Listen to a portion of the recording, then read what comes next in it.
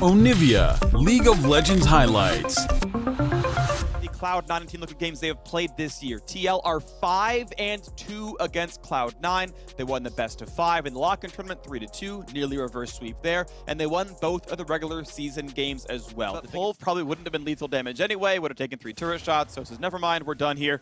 Out we go. Blabber gets a control to make sure he is safe as Fudge is 6. This is the timing. This is the gank timing.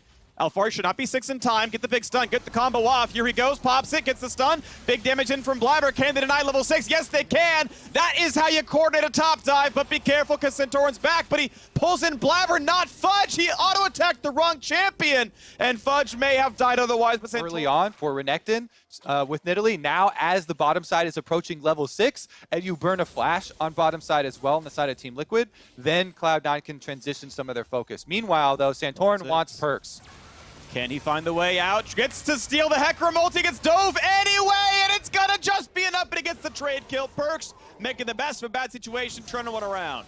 Yeah, he does get a trade kill. He's going to lose out on a triple stacked wave, though. Jensen, he's going to greet for the turret play. Blabber! Flash auto, red buff should be enough. He's going to walk at the poor guy. The flash, Blabber, aim it well, aim it well. Nice sidestep by Jensen. Blabber's going to jump in that jungle or in that brush, so I am out. So, first Herald went to the way of Cloud9. First Dragon going to go to them as well. Mid lane's now fighting. Perks has an Ahri ultimate and just dashes backwards. Has been ignited. Says, well, you know what? Whatever, we're fine. Oh, goes to the play. Got a nice little heal. Alistair, Hex Flash, almost in range. Headbutt Pulverize. But right there, Santorin's in. Can he turn it around? So far, no, as Vulcan took the turret. Blabber next, and Perks has W back up. There is no play for Santorin. The counter gank means nothing. And Cloud9 are up 3-1. And again, so many objectives for Cloud9. Bottom side is going to be a 2v1, though. Can spend. Cleanses, gonna look for the slow, look for the ulti. Eventually wants to flash in reaction to the ultimate, and it's gonna be aimed well! Beautifully done by Core JJ. Tactical claims the kill. 5-head Core JJ right there, predicts it. Able to lock him down with the Seraphine ultimate, and the action just don't stop, Freak. Dive again. Alfari has ulti, so you cannot get below 1/3 or you die to the ultimate unless you kill him in time. So there's the dive, there's the stun. There is absolutely no counterplay. And at the top. In the early game, C9 drafted very heavily for it on top and bottom side of the map. It's paying off for them. Shields are gigantic. The AoE crowd control is better than Alistair's, but she's not that same kind of a roamer that a Hex Flash Headbutt Pulverize can bring to the team. It's just not going to do that same kind of stuff. So, you know, Team Liquid hoping the end game can get here, but right now we're just Infinity War, and I mean, right now it's another kill to the top side. Alfari, the ult's not going to matter. Perks brings it to him instead and says, thanks, buddy. I'll take that execute.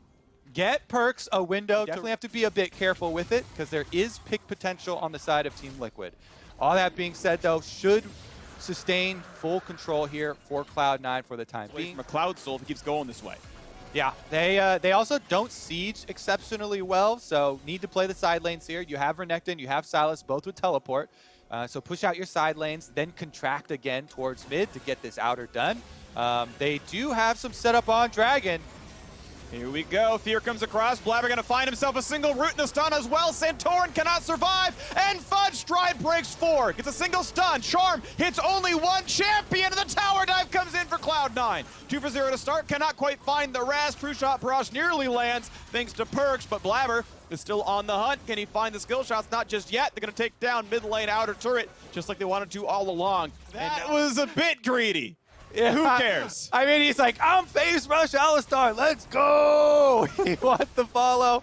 Nobody else wants to greet it, though, because honestly, the time you waste on respawning Soul Point Dragon, you want to kill this Cloud Drake as quick as possible, so next one is going to spawn so you can grab your soul. You know, in the tune of Mercury. All right.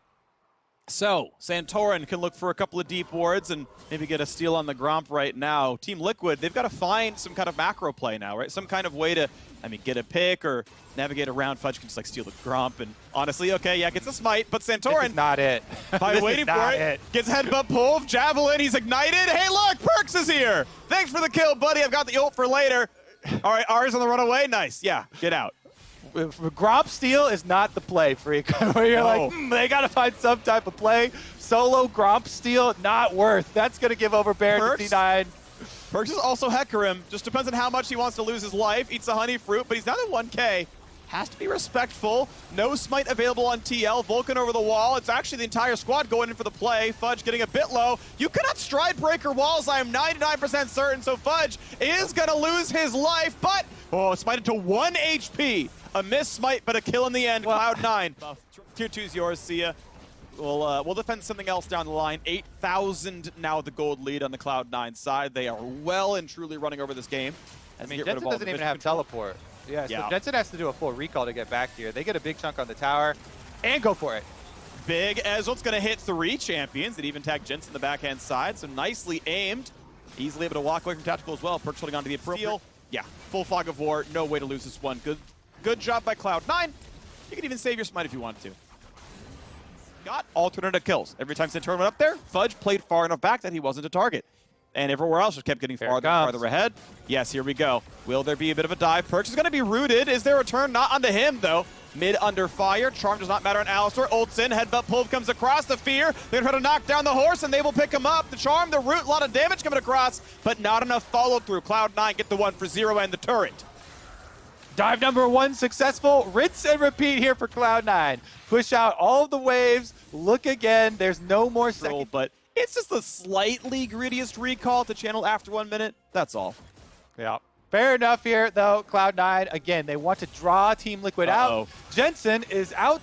He's going to have to use all 3 ult charges and still might die. Headbutt pulled. Gets the auto attack stun as well. Perkz steals Ariel just to make sure he can't get away. I'm not sure that Zhonya's means anything. It's a 2-minute cooldown, which is probably longer than you need, considering there might be another fight pretty soon. And we're going to try and start up Baron, look for the engage again, but they don't have to. With the kill there onto Jensen, he won't be around, and the only thing they have to worry about is this little bit early on the Ezreal ult. So, yep. And you love to see that as Cloud9. You're like, this is like the happiest Ezreal you've ever seen. It's like, okay, it's down.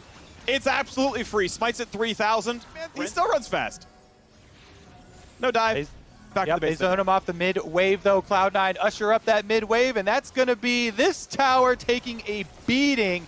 Team Liquid have to make the last stand now.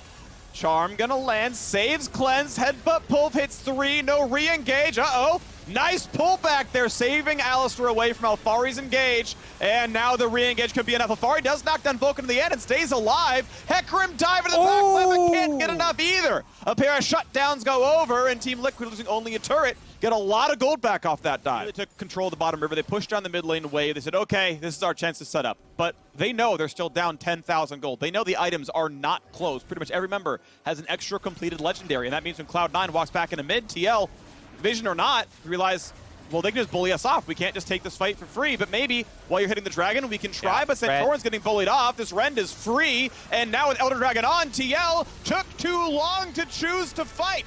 The charm might land, but the one from Jensen won't, and it's not going to matter. Vulcan to the back line. Double kill already for Perkz. Sven's going to throw in Alistar for a bit more. Easy dive comes across, already 4 kills. Alfari left alone. He's going to drop as well. The Bud Light Ace for Cloud9, not a problem. 15,000 gold and a game 1 win goes the way of the underdogs. You might consider as Cloud9 will take down Team Liquid the first. Cloud9 heard you were talking about early games, so they slammed down Renekton, Nidalee, Kalista, Alistar, and they steamroll that early game. Big stuff in the opening game of the winner bracket final. Kalista can get a Hurricane, so great health. And so it becomes a very effective execute, even though Tahm Kench can obviously devour tactical. Oftentimes, this duo will actually just go for the kills onto the TK. Level 2 combo comes in. Summoner Heal burned early for move speed. Is there enough to kill tactical? A few autos come in, and now with the mid lane, Blabber's here. Jensen's already flashed. Is it enough for a pounce? A flash Q. Not going to be the case just yet, but he's right in front of Santorin. Oh no, Blabber, that was too much. First Team Liquid. That is jungle. Game, you'll just continue to fall further and further behind. Have to keep those cycling so they keep on upgrading experience for you. And Jensen as well in mid lane, a lot of pressure relieved after the first blood was turned around on Blabber. I will say his flash was still blown. So it's still a flashless Seraphine in mid lane, and Perkz is looking for it. Flash crash down, not gonna land, but the other half's going to, and that's gonna be the full combo. 3v1 Jensen, I'm sorry. Nothing could have been done about that, buddy. And still some decent harassment as Tactical wants to keep stacking. Vulcan only on Hex Flash is no longer nearly as dynamic and can't scare Core JJ as often. Perks as well, free roam of mid. He pushes out the wave. This is what happens when you gank for your mid laner, get him ahead in a Silas matchup where he's got all-in pressure. He's level 6 now, so he can steal ultimates. Here's your Nidalee Freak that you're asking for. Fudge gets it, the ultimate in onto Alphari, and Blabber's there! He's a bit low, 300 HP, puts the ulti down. Does he have enough damage to kill Fudge? Not with a Javelin landing right there. Alphari saves Summoners, did not burn Flash to dodge, and once again, top lane finds itself 1-0 thanks to jungle intervention. Is this allowed? It looks like it. There's no teleport on Fudge.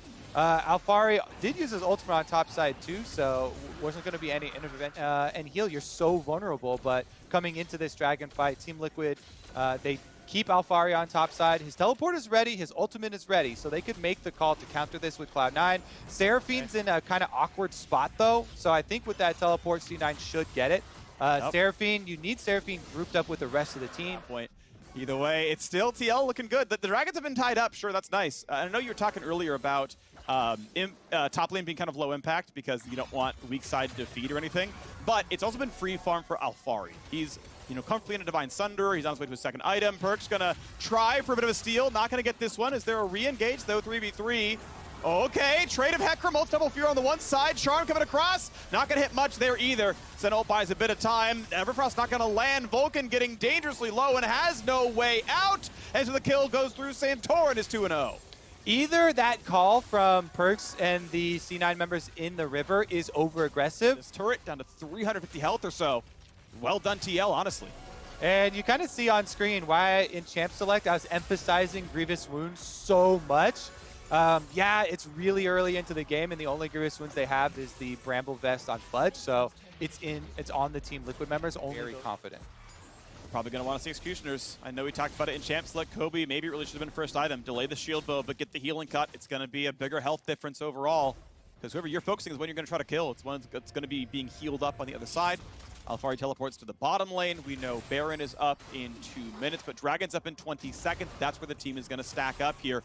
Clever coming down through the river. Looks like a 4-on-5 until Perks TP is joining in now. Big stun on the front side, but Core JJ could be the target. Jensen low, but Hecarim fears 4. Charm on a 3 as well. Knockup's not going to be a kill, and it's time for the healing to come on in. So guess what? Cloud9 do not have the stats to fight. A Fudge Flash will buy some time. The Dragon's going to spawn, but Santorin will always chase him down. The Flash means nothing as it's time to push down more of the base and take the second Dragon for TL.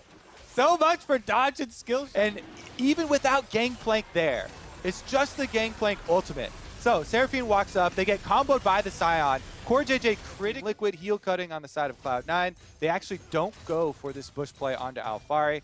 His ultimate is back up here, but look at this establishment from Team Liquid. 3 control warriors in Cloud9's red quadrant of their jungle. So they can freely transition between mid and top side where Alphari is split pushing. Fudge runs through one of the wards, see if they can get to him. Perks has to flash away, gets a bit of a health, and it's not going to be enough. Alphari solo kills the Cloud9 mid laner, and it's time to do a little bit more now as Fudge is left alone. 1 versus 4, now 5. Who's going to get the kill credit? Tactical claims it for good measure. Out he goes. And again, TL just find the picks. And counter move here. They see Cloud9 moving for the attempt to pick onto Alphari. They're rewarded with the Baron as well. And as one-sided as game number 1 was, Freak, seems to be the reverse here for grouping up. It's already Chem takes speed plus your Deadmans on Hecarim, so you can find your engages, find your transitions, and he's going for Perks. All right, finds the charge, a bit of a knockback and a slow. Ulti pretty soon if they need it. They don't, though, so a killing spree now for Tactical, 3-0-3, and a Zeal upgrade for him as well. I love it. I like to see the earlier mid-game spike on the build, gives him mobility, and now, all right, you took not even a C9 out of their own jungle, and that one is gone. And there we go, another turret picked up there, destroyed in the mid lane, top lane under fire by Jensen. In the meantime, until you have Perks respawning in 5 seconds, there's no defense here in the mid lane. Jensen walks over in 12, it's just a couple seconds, not gonna be a problem there. gold earned, Soul popped open, and now time for another turret to be knocked down. Mid inhibitor is already dead, top inhibitor about to be opened up. Santorin gonna be CC'd in front of the turret, but that one's gonna drop now, and Sven gonna be the target, gonna be charged at, just barely stays alive with the shield bow, only so big. A killing spree for Alfari, a charm onto the rest of the team. It's time for the cleanup, baby. Everybody's going down, just Blabber left alive as Fudge's Ghost drops as well. Cloud9 may have stomped TL in game 1, but Team Liquid are looking at a 24-minute victory in game 2. They got somewhere to be, apparently, and it's game 3 with the lead here as they're going to knock down the turrets. The Nexus itself, KDA is not going to be stacked up either, but 24-04, the Nexus will fall. Team Liquid slaughter Cloud9 in game 2. Woo, what an answer from Team. Heard top volley bear at all, except for maybe a dragon steel attempt or something like that. Perks as well quickly, so it should be traded scuttle crabs. Nothing crazy coming out here. Both mid laners should know the side that they can hover to for their junglers as well. Jensen actually doesn't. Perks can, flash root into knockback is easy. Jensen's gonna get a heal, he's gonna dash, he's gonna flash. Is it gonna be enough? Oh, the turret's gonna trade it back. So at least a kill comes back on Jensen's side. But first blood for Cloud9. Yep, and that's actually gonna be one of those. For Alfari. Yeah, and CoreJJ makes the first support roam towards mid. Perks, remember his offensively blown flash definitely makes it a point of weakness. Can be attacked, but with the Rise, you can play it so much more safely. Easily just sitting back here, even with CoreJJ coming. That's oh my God, they get flash hook. They know they've got it. What a shot by Jensen sets up the kill as the follow through is there. Just as I'm saying, he can play it so safe. Answer. Okay, so a dragon is going to be there, but it's a 600 gold deficit to make up now on the Cloud9 side. 2 flashes were burned for that kill. Now, that is a low price to pay when you have Hex Flash in your support, so it's not going to hurt CoreJJ much, but that can really affect Santorin, who's not going to be fairly helpless as far as engage and escaping. But Alfari, level 6 on a Volibear, can turn off the turret. If Jensen lands any skill shots off Alfari's stun, it's pretty much doomed. Flash E, gonna land for more, but a Hecarim is gonna be there to turn it back around. Whoa! The charge in though, and Jensen does it better. Flashes right back out, and this is so chaotic in the mid game. You cut Sven and Vulcan off, from the rest of the team. It's going to really set up these Kalista Nautilus plays that you look for when they hit level 6. Okay, Blabber sneaks in the mid-brush. Sweeper on the entire way. Knows he's not been spotted. There's missing pings in the side, but that's going to be enough to find Tactical. Nothing he could have done about that one. A great hook from the Fog of War. Should not have face-checked that brush, but well done all the same. With the mythic item completed for this dragon fight, and I think with the presence on it, early control wards in all the river. Yep, Team Liquid get it. No contest. He down, that's the timing. Udyr's in the river. He dashed, and they said, no, it's not good enough. They're going to let him go with it. He's not going for the turret or anything else. They're finally here waiting for Thresh to show up. Hecarim ult goes nowhere. He melee range to try to CC Vulcan, and now this man is down to the 1v3. A shutdown comes across. Team Liquid almost assuredly getting the dragon as they've already knocked down 2 turrets, but finally the kill comes through on a Jensen. No actual gold traded then. Yeah, with the dual lane leaving in time, there's not enough time for Perch to take down. There we go. The rest of the turret, yeah, I know. Not my finest casting moment, Kobe. I've had my own share of stinkers. I like those moments. Okay. It shows me that you're real, okay? I am not a robot. I have not yet been replaced by automation and AI, but Sven has to charge away. Turret will not die. A greatly timed ult by Alfari, pushed back, but Santorin flashes in. Onivia hooked right into his face, rooted now as well. Oh! Killed. Sven is excited, and that means big damage is afoot. Rocket already down. League of Legends, if you're going to go for crit. So good to see that one come in. Yeah, I definitely know you love that item. It's such a big DPS increase once you get that sucker stacked up. And it's not hard to stack up either, so 4 definitely autos. agree. Yeah, definitely agree there. Cloud9, though, they have the power, right? Jinx here is ready. Actually, Realm Warp used by Perks are going for the pick. And they're all 5 here. Jensen flashes over just to see Perks in his face. Root into root into root into death. Zen on a killing spree. All right, push hard now on the towers. And they once again own the river as Volibear can come back up. Dragon spawns in 5 seconds. Ward control in this part of the jungle. And Team Liquid are hemmed into the river, but Alfari can go for a flank play. Problem is, there's not that much dive. I'm not sure if Jinx can die to Sylas plus Volibear, depending on how much peel Cloud9 have and how much damage Perks can do in the rest of it. 4,000 health right now. Rend is stacking up, so Blabber's got to go pretty soon. 2,500, Alfari still winning. He's on ward. Sven's going to slow him down. Here comes the pull to the front line. Corjay not as easily saved, and now has to run away. Dive in the back line is in, and is it going to be enough damage? They try to knock down Sven, and he's surviving. Finally goes down the tactical, but that means he has to overextend. And Cloud9, they've still got Perks. Oh, baby, it's a quadra kill for the mid laner. And just like we saw a year and a half ago, Perks has taken down Team Liquid in a best of 5. All eyes are on Sven Freak, and they get that kill in the back line. Someone's gonna mess with him. 3,500 health, pops the shield to reinforce any damage that Jensen put in. Hook over the wall, not gonna be the engagement of Core JJ. No more poke either. I love the forethought as well, because, I mean, you had identified it, Kobe, and I agree. It's like, okay, well, TL, you're not fighting for Dragon, so what's order number 2? It's like, well, and all that Cloud9 have to do is cut off those possibilities. Dragon picked up. Baron Vision actually is going to take a while for them to regain. Looks like they're not even bothering clearing out the Scryer orb right there either. Which is dangerous because this is it. Yeah, that's the kind of play. That's the stun, and the controller comes down to have a TP. A double root comes in. Perks. Does he kill them both? He kills one, and his 1,000 gold shutdown goes to Jensen. But he killed the greedy recall to not kill the ward sets up TL without a control ward, and none are in inventory. They have no way of denying the vision here. Sweeper is not enough, and here comes the engage. 5,000 on Baron.